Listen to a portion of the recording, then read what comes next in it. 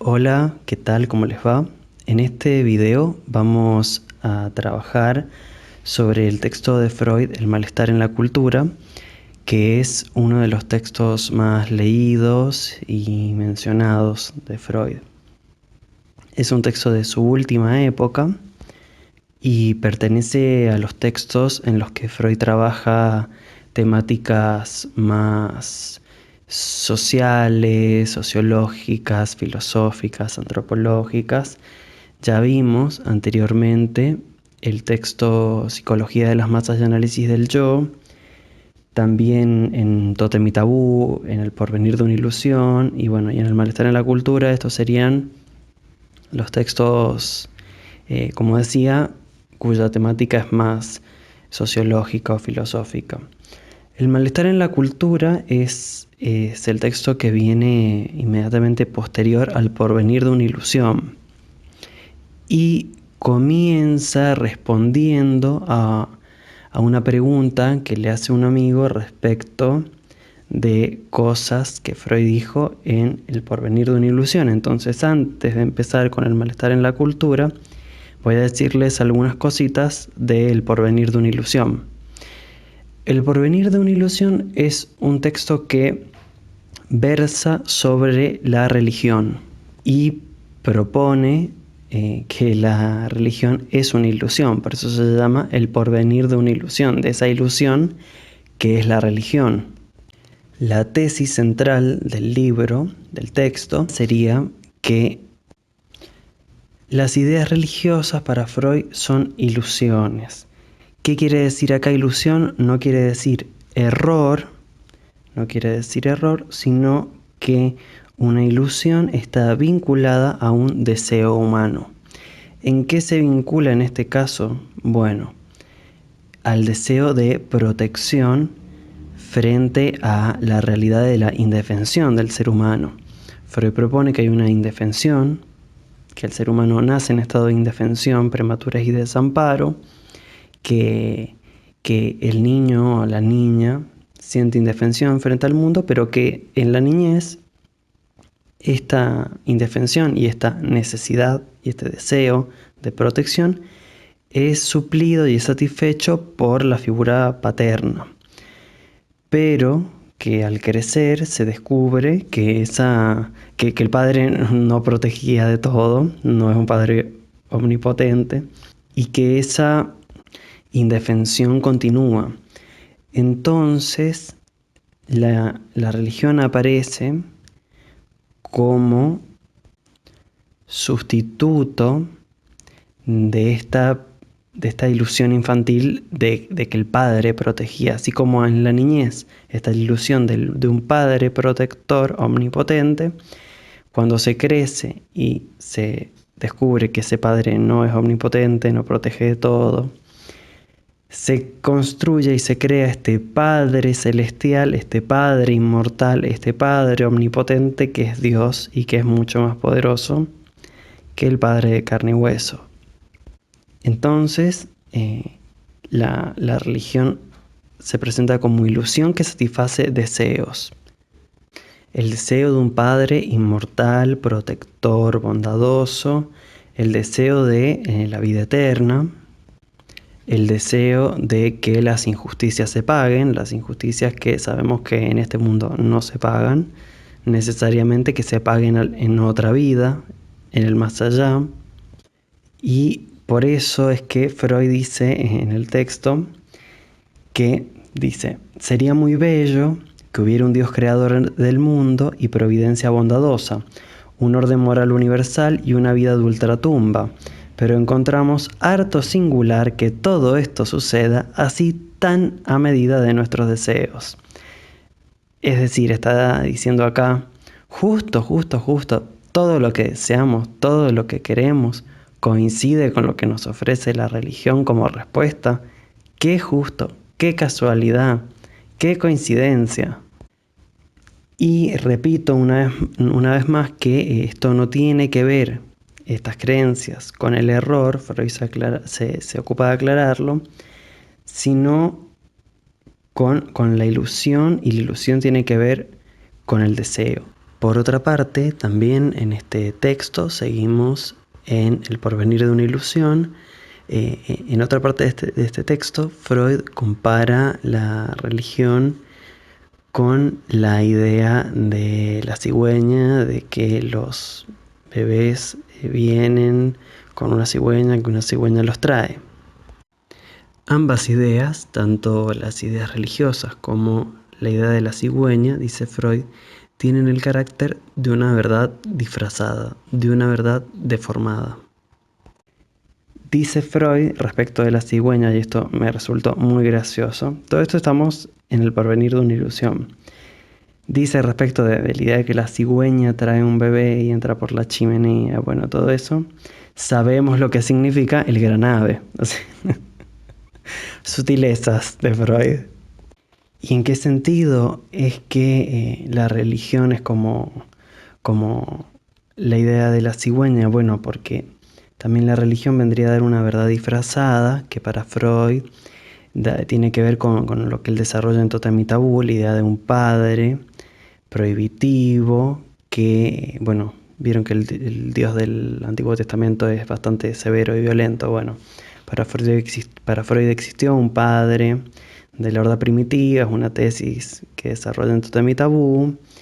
Y bueno, digamos que la religión y el Dios celestial viene a representar a ese padre agresivo que existió, que se ha reprimido, el de la conciencia. Bueno, así como se reprime y no se cuenta el acto sexual a los niños y se les dice lo de la cigüeña, bueno, establece esa relación entre estas ideas de la cigüeña y la religión, que me pareció muy cómico lo de la cigüeña, que la religión como conjunto de ideas que contienen una verdad disfrazada y deformada. En tanto, ese padre celestial está vinculado para Freud con su teoría de Totem y Tabú del padre de la horda primitiva, cuya muerte da origen a la cultura. Pero bueno, no sigamos profundizando en Totem y Tabú porque no es esa la idea. Además es un texto perimido, sin mucho valor a esta altura. Yo lo que quería mencionarles era esta idea central del porvenir de una ilusión para poder empezar con el malestar en la cultura, que comenzamos ahora. Bien, comenzamos con el malestar en la cultura, vamos a ir capítulo por capítulo.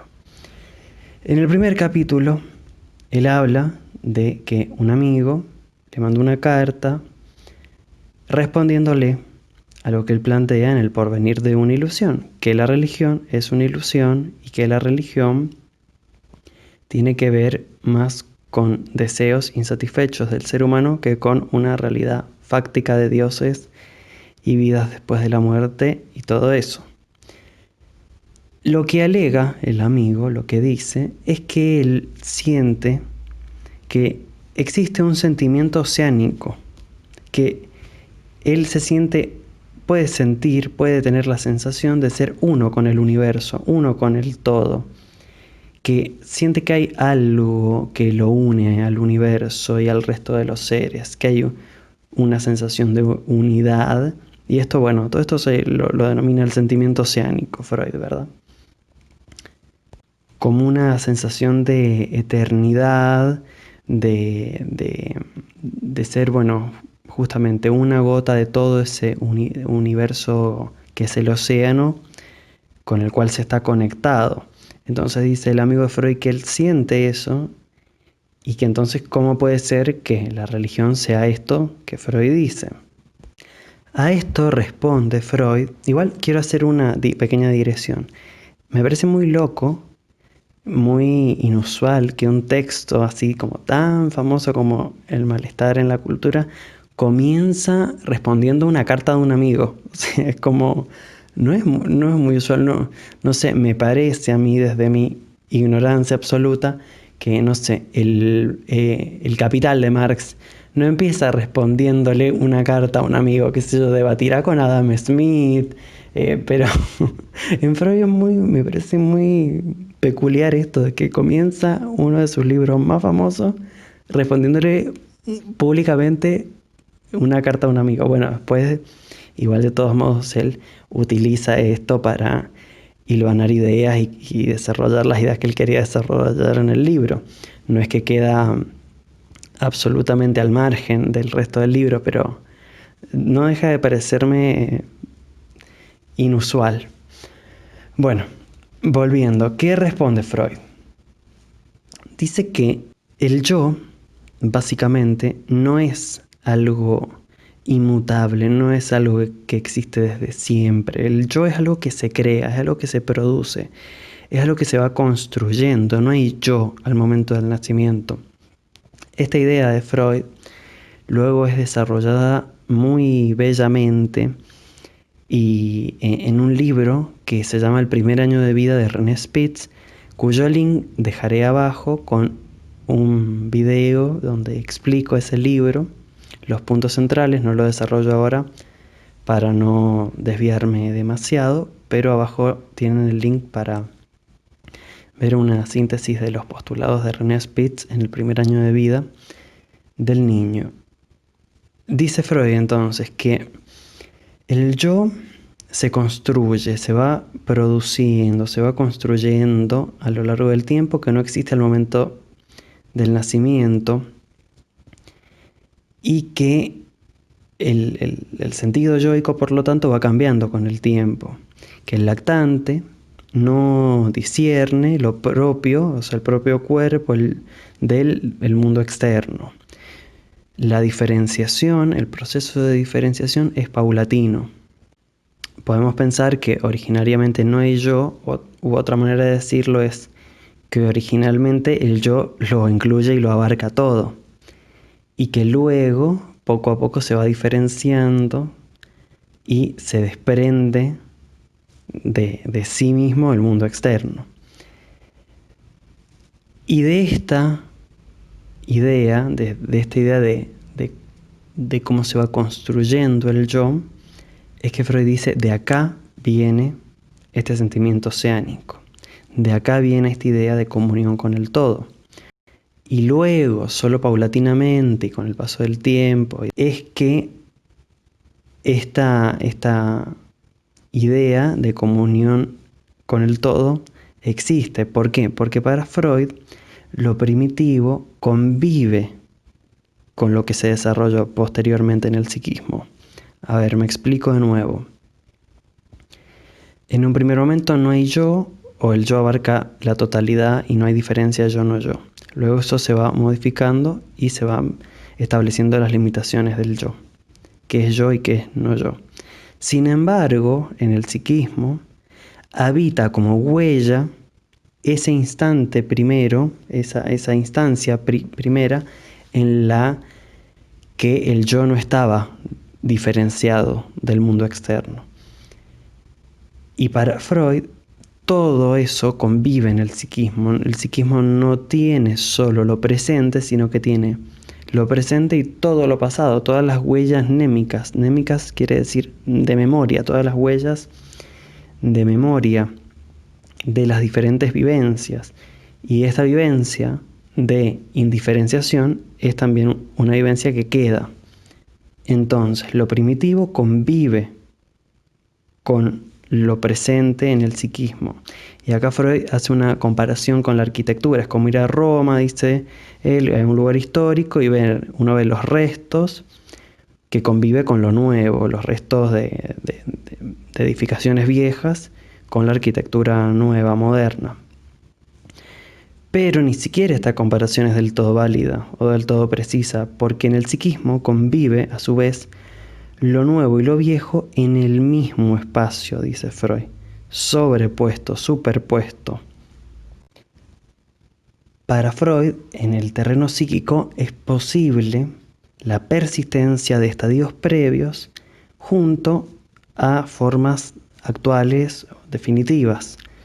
Existe lo antiguo y lo presente, que tiene que ver con lo que hablábamos recién de la religión. Es porque hubo una indefensión infantil que queda esa huella y que con posterioridad se actualiza y en el adulto posibilita el desarrollo de la religión. Y es en esa huella que Freud identifica la causa de la religión, en la de la indefensión, porque allí hay un deseo. En el sentimiento oceánico, ¿cuál sería el deseo? Dice Freud, es mucho más fuerte el deseo de sentirse protegido, o protegida, o protegida. La necesidad religiosa, para Freud, las necesidades religiosas, provienen del desamparo infantil principalmente, primeramente, no del sentimiento oceánico. Al sentimiento oceánico se añade con posterioridad a la religión. Existe esa huella en el psiquismo, pero no es lo primario en Freud, no es la principal causa de la religiosidad, porque no comporta el carácter de deseo que sí tiene el desamparo infantil, de un fuerte deseo. Entonces es importante esta idea, que les voy a repetir, que es que en la vida psíquica, para Freud, la conservación del pasado no es una mera excepción, sino que es una regla. Vemos cómo se conserva esta experiencia de sentimiento oceánico proveniente de un yo que aún no se ha diferenciado, y cómo se conserva este desamparo infantil que se expresa después en la religión. En la vida psíquica, la conservación del pasado es una regla y no una excepción. Hasta acá el capítulo 1. Vamos ahora al capítulo 2. En el capítulo 2, Freud va a hablar sobre la felicidad. Una pequeña aclaración. En el video van a ver que cuando pasemos de capítulo en capítulo, en cada uno de ellos va a haber una especie de título. Estos títulos los he colocado yo, no están en el libro. El texto solo tiene la numeración, capítulo 1, 2, 3, 4, 5. Estos títulos se los he colocado yo a manera didáctica, pedagógica, para sintetizar la idea general del capítulo. Bien, comencemos entonces con este capítulo 2, en el que Freud va a hablar sobre la felicidad. Dice que tal como se nos ha impuesto la vida, tal como ha sido impuesta la vida, nos resulta muy pesada, que nos deparan sufrimientos, decepciones y empresas imposibles. Y que frente a esto hay diferentes calmantes en la vida, como son las distracciones, dice Freud, distracciones poderosas, como cultivar el jardín y la actividad científica. Para Freud, la actividad científica era una poderosa distracción. Después hay satisfacciones sustitutivas, como el arte. Y finalmente coloca los narcóticos como tercer calmante para los dolores de la vida. Y se pregunta él, ¿la religión dónde queda? ¿En cuál de estos grupos entraría? ¿O de qué índole es? Y lo que va a responder respecto de la religión es que la religión lo que ofrece es un objetivo para la vida, porque, dice Freud, el ser humano se pregunta, ¿cuál es el objetivo de mi vida? ¿Cuál es el objetivo de la vida? Y Freud dice, bueno, esa pregunta en realidad lo que esconde es una vanidad antropocéntrica, porque no nos estamos nunca preguntando cuál es el sentido de la vida de un perro, cuál es el objetivo de la vida de un ave. No, eso solo lo aplicamos al ser humano porque nos colocamos como centro. Eso es el antropocentrismo, justamente. Y cuando le encontramos un sentido a la existencia de animales no humanos, como el perro, muchas veces lo asociamos a lo humano, justamente. El sentido de la existencia del perro es que sea el mejor amigo del hombre, del ser humano. Bueno, eso es pura vanidad antropocéntrica, dice Freud. A lo que continúa preguntándose, bueno, ¿y qué es lo que busca el ser humano en la vida? Y él responde la felicidad, que es la respuesta que ya da Aristóteles sobre lo que busca el ser humano. El objetivo último es la felicidad. Y Freud dice, bueno, la felicidad consiste tanto en buscar el placer como en evitar el displacer. Para Freud en el psiquismo hay un principio que es el principio de placer que opera desde muy temprano en el ser humano, desde etapas muy tempranas de la vida, y que justamente consiste en esto, en la búsqueda del placer, de sensaciones placenteras y en la evitación de sensaciones displacenteras. Pero dice Freud que este programa es irrealizable, el principio de placer es irrealizable en su plenitud. ¿Por qué? Porque se encuentra limitado ya primeramente por nuestra propia constitución psíquica. ¿Qué quiere decir esto? Que el principio de placer no puede ser realizado constantemente porque la felicidad en el ser humano y los placeres se dan por contraste. La felicidad es un fenómeno episódico, una sensación que se tiene todo el tiempo, se naturaliza, se neutraliza y deja de percibirse. Es como la ropa que ustedes tienen puesto en este momento, si es que tienen puesta ropa. En este momento no la están sintiendo. Quizá yo, si les hablo de esto y hago que tomen conciencia de esto, van a empezar a sentir la ropa. Quizá en el momento que se visten, tienen la sensación en la piel de la ropa, pero pasado un rato, o de la media caprieta, o de la zapatilla, o de lo que sea, pero cuando pasa un rato, esta sensación se pierde por su constancia, por su consistencia, por su continuidad, mejor dicho. Lo mismo pasa con la felicidad. Se da por contraste. Es un fenómeno episódico.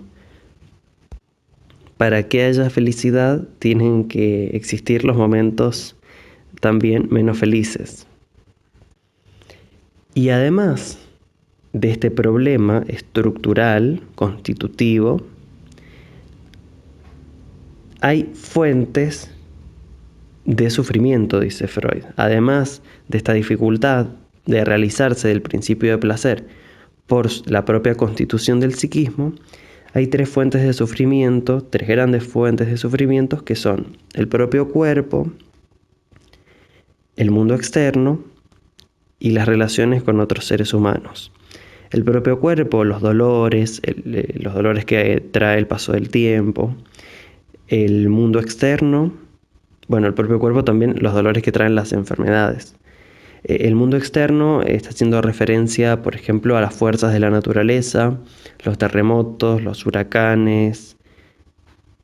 Y por último, dice las relaciones con otros seres humanos, que dice que esta es la de las tres, la más fuerte de las causas de sufrimiento humano, el vínculo con los demás. Pero, va a decir Freud, a pesar de estas múltiples dificultades, tanto por la constitución psíquica para alcanzar la felicidad, como de estas tres fuentes de sufrimiento mencionadas recién, dice Freud, sin embargo, a pesar de todo esto, el principio de placer sigue operando y sigue en busca de su objetivo, que es la felicidad, la búsqueda del placer y evitar el displacer. Y en relación a esto, Freud va a proponer, va a enumerar una serie de caminos, una serie de múltiples caminos para alcanzar la felicidad. El principio de placer sigue operando y dice que mediante algunos de estos caminos. El primero que menciona es la satisfacción ilimitada de necesidades, satisfacción ilimitada que tiene que ver con preferir el placer, la búsqueda de placer a la prudencia Y el correlato de este primer camino es que pronto, dice Freud, se siente las consecuencias de estos actos, o sea, la búsqueda inmediata del placer, sin miramientos, sin contemplar consecuencias, trae después aparejado displaceres. Y hago una aclaración ahora. Cada uno de los caminos que va a mencionar Freud, él le va a encontrar un pero. Este camino, pero tiene esta dificultad, tiene esta consecuencia, tiene esta limitación. Mostrando así que, me adelanto, mostrando así que ningún camino es perfecto y que aunque el principio de placer actúe y opere siempre, la realización plena de este principio del aparato psíquico es irrealizable. El segundo camino que describe Freud es el aislamiento voluntario, alejarse de los demás, para evitar así el displacer propio de las relaciones humanas. El tercer camino es el dominio de la naturaleza mediante la técnica, dirigida por la ciencia. Y el cuarto camino es la intoxicación. Que la intoxicación, el uso de sustancias, dice Freud, es tan importante que tanto los individuos como los pueblos le han reservado un lugar permanente en su economía libidinal. Si ustedes se fijan, el aislamiento voluntario, el dominio de la naturaleza y la intoxicación responden a las tres fuentes de sufrimiento, respectivamente. Para evitar el sufrimiento de las relaciones humanas, el aislamiento; para evitar los dolores propios del mundo externo y de las fuerzas de la naturaleza, el dominio técnico o técnico-científico; y para paliar los dolores corporales, las intoxicaciones. Del aislamiento voluntario, de todos modos, ¿qué podemos decir en contra de él? En el sentido de, no en contra, sino de mostrar su limitación, es que, bueno, no da más felicidad que la de la calma, que la quietud. En cuanto a la intoxicación, bueno, la nocividad de ciertas sustancias, va a decir Freud. Y sobre el dominio de la naturaleza no dice nada. Tiene que ver con su positivismo, tiene que ver con su modo de concebir la ciencia y el valor que pone ahí. Pero hoy podemos pensar cómo la técnica y la destrucción de la naturaleza trae posteriormente efectos que no son del orden del principio de placer, justamente. Bien, avanzando con la lista de los múltiples caminos para alcanzar la felicidad, se encuentra la no satisfacción de deseos, el dominio de los deseos y la búsqueda de su aniquilamiento. ¿Por qué? Porque si el ser humano tiene deseos y pulsiones y no satisfacerlos o no realizarlos les trae sufrimiento, bueno, entonces hay que dominarlas, domeñarlas, aniquilarlas, para así evitar el sufrimiento que genera su no realización, su frustración. Esto Freud lo vincula a saberes orientales y a la práctica del yoga, donde acá la búsqueda no es la de la felicidad como búsqueda de placer, sino que lo que se alcanza es algo del orden del reposo, de un reposo absoluto. Una sexta vía es similar a la anterior, pero menos extrema, que tiene que ver con el principio de realidad. Dice Freud que el principio de placer se ve modificado por el contacto con el mundo externo y se transforma en principio de realidad, que el principio de realidad también busca el placer, pero no del modo desenfrenado, no del modo inconsciente, sin contemplar consecuencias, en que lo hace el principio de placer, que es puro inmediatismo. Entonces el principio de realidad es la continuación de ese principio de placer, pero en contacto, pero modificado por el contacto con el mundo externo. Entonces acá el planteo no es dominar y aniquilar completamente las pulsiones, sino, bueno, un dominio más leve, de otro orden. El problema, ¿cuál es aquí? Que los grandes montos de felicidad, lo que da más felicidad, lo que más satisface, tiene que ver con las pulsiones indómitas, con las pulsiones que no se encuentran dominadas por el yo, que tiene que ver con la seducción de lo prohibido. Es justamente sobre aquellas pulsiones que no se encuentran controladas que de las cuales el sujeto obtiene más placer. Pasamos ahora a un séptimo camino que tiene que ver ya no con la dominación o aniquilación de las pulsiones, sino con el desplazamiento de las mismas, con reorientar las pulsiones, con buscarle un objeto diferente. Esto tiene que ver con el concepto de sublimación del psicoanálisis, que da cuenta de un encauzamiento de las pulsiones hacia fines socialmente más aceptados o valorados por la cultura, como puede ser dedicarse a hacer arte, a hacer ciencia, etc. Y si bien estas actividades pueden ser placenteras, la contracara de este camino es que esas actividades el placer de esas actividades son de baja intensidad. Además de que esta sublimación para Freud no es algo aplicable para la totalidad de la población, no tiene la sublimación una aplicabilidad general, sino que requiere ciertas aptitudes especiales.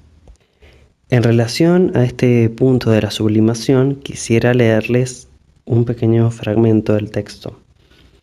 Está hablando de la sublimación como camino para evitar el displacer y buscar el placer, y dice: pero el punto débil de este método reside en que su aplicabilidad no es general, en que solo es accesible a pocos seres, pues presupone disposiciones y aptitudes peculiares que no son precisamente habituales, por lo menos en medida suficiente. Y acá esto es la parte que quiero poner énfasis.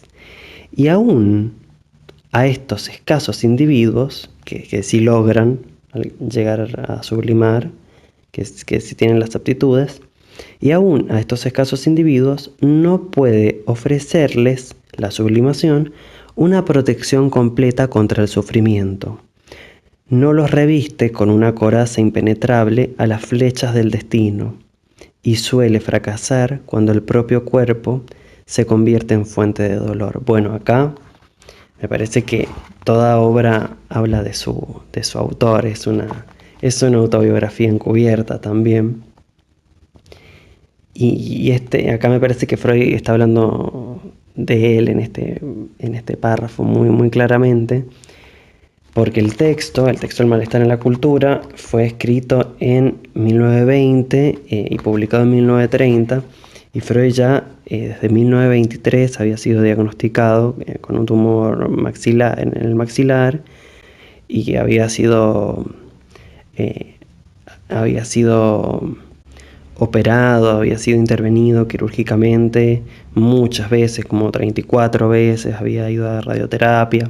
O sea, el cuerpo le estaba pasando factura ya desde...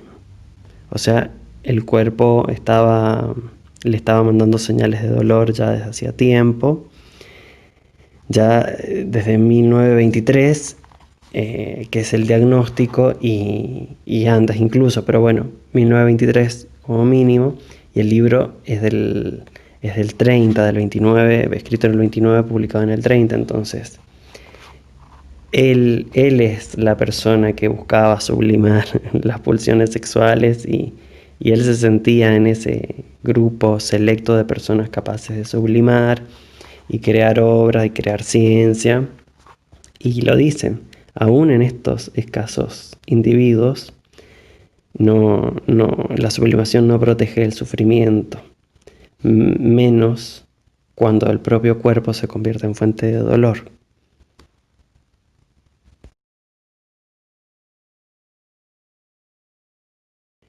Un octavo camino para la búsqueda de la felicidad es la ilusión, es la imaginación.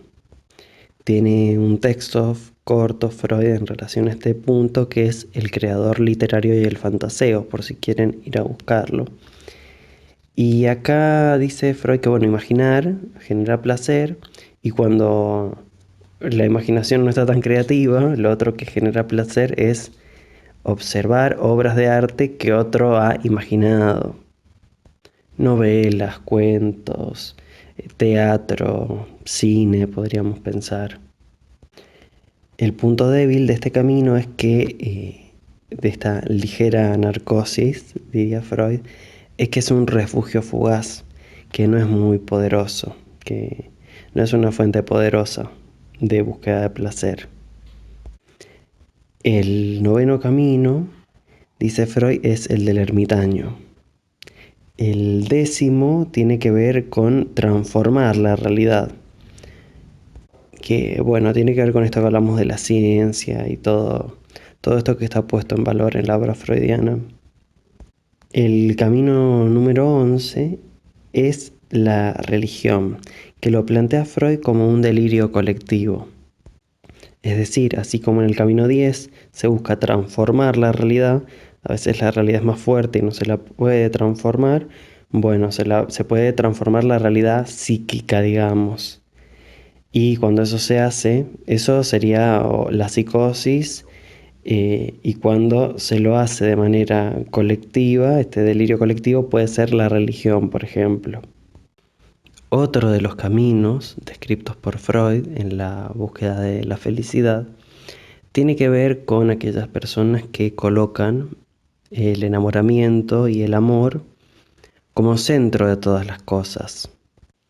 Y comenta Freud, bueno, dice, esto es muy lógico, esto podría ser muy lógico, ya que el amor sexual y el sexo es la experiencia más placentera y subyugante. Vieron que en Freud siempre el aspecto sexual tiene una importancia mayor a otras cosas. Aunque él diga que no es pansexualista su teoría, que no todo es sexo, que existen pulsiones de vida y de muerte, autoconservación y sexuales, bueno, pero lo sexual está presente en la obra. Bien, ¿qué pasa con este punto? Dice el autor que aunque esto sea así, aunque el amor sexual sea una experiencia muy placentera y subyugante, y aunque muchas personas coloquen el amor como centro en su vida, como objetivo máximo, ocurre que es un camino difícil para la búsqueda de la felicidad, porque jamás nos hallamos tan a merced del sufrimiento como cuando amamos. Esto ya lo había dicho Platón en el banquete, cuando en uno de los relatos sobre el amor, en uno de los encomios, se habla del amor como hijo de Poros y Peña, como hijo de la riqueza y de la pobreza. El amor como aquello que te da toda la riqueza del mundo, pero que también te da la mayor de las pobrezas y el mayor desamparo. Otro camino tiene que ver con el goce de la belleza, que tiene que ver con una orientación estética de la vida, una orientación estética de la finalidad de la vida. Y por último coloca Freud a los neurosis y a la psicosis como búsqueda de la felicidad. ¿En qué sentido? Cuando las demás fallan, dice él, cuando las demás búsquedas de la felicidad fallan, se cae en la neurosis o se cae en la psicosis. Y para Freud está la idea de que en el síntoma hay satisfacción sustitutiva. El síntoma es satisfacción sexual desplazada. El síntoma es una satisfacción que el sujeto tiene de manera indirecta. Esta idea freudiana es muy problemática. Lacan después la va a criticar y yo acuerdo con Lacan en criticarla. Freud dice, sí, el sujeto siente displacer, pero a nivel inconsciente el sujeto siente placer en ese malestar. Bueno, en Lacan como el inconsciente no está dentro, sino que es una relación, está afuera, es interpersonal. Podemos decir que ese inconsciente que siente placer en el síntoma, que en Freud está dentro, desaparece porque deja de ser concebido el inconsciente como algo interno. Entonces, esa idea de responsabilizarse del propio malestar, del propio padecimiento, de querer que hay goce, que hay placer en ese malestar, bueno, en Lacan ya desaparece, no es así como está planteado en Freud, que me parece una idea peligrosa. Pero bueno, más allá de todos esos debates, de todos estos caminos, ¿qué es lo que deduce Freud? ¿Qué es lo que va a decir finalmente? Va a decir que el designio de ser felices que nos impone el principio de placer es irrealizable, pero al mismo tiempo que es irrealizable, es imposible de abandonar. ¿Qué caminos de todos estos seguir? Bueno, el autor va a decir que ninguna regla vale para todas las personas, que cada quien debe buscar por sí mismo o por sí misma o por sí misma la manera en que pueda ser feliz. Lo que sí va a aconsejar es que, así como un comerciante prudente evita invertir todo su capital en un solo negocio, en una sola inversión, bueno, del mismo modo tenemos que operar con nuestra felicidad. No hay que colocar todos los huevos en la misma canasta. No sería aconsejable hacer depender toda satisfacción de un único camino, porque su éxito nunca está asegurado. Y termina este capítulo Freud tirándole más palos a la religión, como si ya no lo hubiese tirado bastante, si ya no hubiese alcanzado con lo que dijo en el texto anterior del porvenir de una ilusión. Y dice finalmente que, ¿qué dice de la religión? Dice, bueno, acabamos de decir que hay muchos caminos que pueden llevar a la felicidad y que ninguno nos lleva a la felicidad con seguridad. ¿Vieron que nos quedamos ahí? Dice, bueno, pero la religión sí propone un único camino. La religión es el camino que se propone como único para evitar el displacer. Pero ¿qué ocurre? Que aunque la religión se presente como camino para evitar el displacer, ocurre que luego aparece el displacer en la vida. Y entonces allí, ¿qué dice la religión?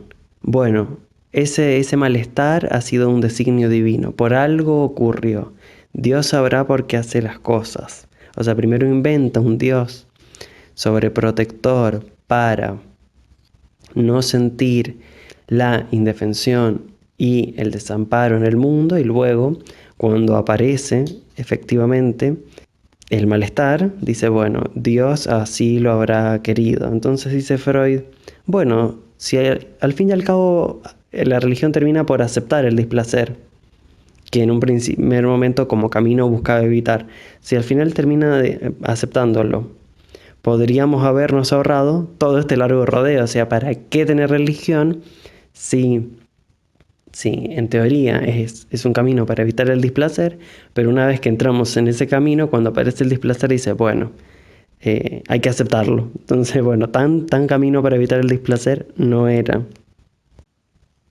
De esto me parece que lo que se puede pensar, más allá de este sarcasmo freudiano, es que el problema no es tanto el dolor y el sufrimiento, sino la carencia de sentido del sufrimiento. Un sufrimiento no se tolera cuando no se le encuentra el sentido, mientras que cuando sí tiene el sujeto una explicación o un sentido por el cual explica ese sufrimiento, bueno, ese sufrimiento es menos doloroso, es más tolerable, me parece. Vamos a leer ahora el párrafo con el que termina el capítulo 2 y que hace esta crítica a la religión. Venía Freud hablando de los múltiples caminos para la búsqueda de la felicidad y de que ninguno es mejor que otro y que cada quien tiene que ver qué camino seguir y que no es conveniente elegir uno solo. Y bueno, viene ahora Es la crítica a la religión que se propone como el camino, como el único camino. Y dice así el texto. La religión viene a perturbar este libre juego de elección y adaptación, al imponer a todos por igual su camino único para alcanzar la felicidad y evitar el sufrimiento. Su técnica consiste en reducir el valor de la vida y en deformar delirantemente la imagen del mundo real, medidas que tienen por condición previa la intimidación de la inteligencia. A este precio, imponiendo por la fuerza al hombre la fijación de un infantilismo psíquico y haciéndolo participar en un delirio colectivo, la religión logra evitar a muchos seres la caída en la neurosis individual. Pero no alcanza nada más. Como ya sabemos, hay muchos caminos que pueden llevar a la felicidad, en la medida en que es accesible al hombre, mas ninguno que permita alcanzarlo con seguridad.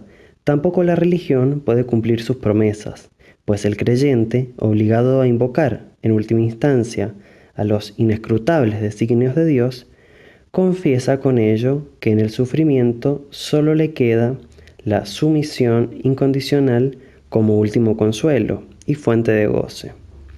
Y si desde el principio ya estaba dispuesto a aceptarla, bien podría haberse ahorrado todo este largo rodeo.